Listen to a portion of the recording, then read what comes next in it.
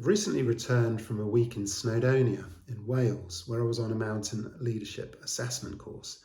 It was a great week, lots of challenging aspects to it. And one of the hardest times was a night navigation exercise, which went on for 3 or 4 hours one night in the dark. The four of us that were being assessed were out on the mountainside with just our maps, our compasses, our head torches, and we were navigating to various points in the dark. One of the legs that the assessor gave me to lead was to find a small lake about the size of a swimming pool. It was about 1 kilometre away from me. I stood there on the hillside, intently studying the map, working out a strategy to find this lake. I realised that the easiest way to get there was to follow 3 different sections. The first section, for about 400 metres, I would follow a bearing along flat ground. I would cross a stream, take a second bearing, rise up a small slope for about 300 metres, hit a level plateau, turn right on a third bearing, and after 400 metres and crossing a small rise, I would come to the lake. Now, in the daylight, that would have been straightforward enough. But in the dark, it's quite a challenge to follow 3 different bearings and stick to your paces and find it. So as I started this off, I knew that I had quite a challenge ahead of me. I was psyched up. I took my bearing 2 or 3 times. I measured it 2 or 3 times to know that I was exactly heading in the right direction. I set my compass and I started pacing. Now I know that when I pace on level ground, I do about 64 double paces to 100 metres. And so after 100 metres, I would slide a bead down my rucksack strap and then carry on counting. After 400 metres, I would hit the stream. I'd visualised the route ahead of me. I knew I was walking along a contour line, so I would be keeping the same height. I could also see on the map that the contour lines were fairly far apart, which meant the land was fairly flat. So I visualised a nice, flat, level piece of ground. I was walking across the heather. It was fairly bumpy ground. And after maybe 50 metres, I realised that the land ahead of me was beginning to rise. And I could see a small hill in front of me. Now, this was not what I expected.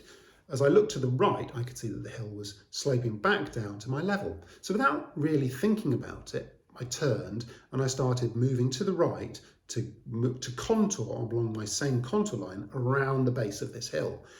I'd visualised a flat, level ground, and so somehow intuitively that felt the right thing to do. Fortunately, after 2 or 3 paces, I looked at my compass and I realised that I was now on a completely different bearing. I'd changed maybe 15 or 20 degrees. If I carried on this new bearing very far, I would be completely off route and I could easily lose myself in the dark. I stopped. I realised I was making a mistake. I had to trust the compass. I reset my compass. I moved my body into the right direction, held my compass still so the arrow was still, and then I started pacing. And then every 10 or 20 paces, I would stop, reset my compass, and keep going in a straight line, slowly, methodically counting my paces. I rose up over this hill. It rose for a few metres and then gently sloped back down. And then for the next few hundred metres, the land was fairly undulating. I was up and down, but they were all fairly small hills. I realised that actually what happened was these hills were probably 5 or 6 metres high. On the map, the contour lines mark 10-metre variations in gradient, and so these hills were actually too small to feature as contour features on the map. Now in my mind, I'd visualised a flat piece of land like walking along a beach. In actual fact, I was walking along the sand dunes, if you like, beside the beach. It was up and down, and it wasn't what I visualised.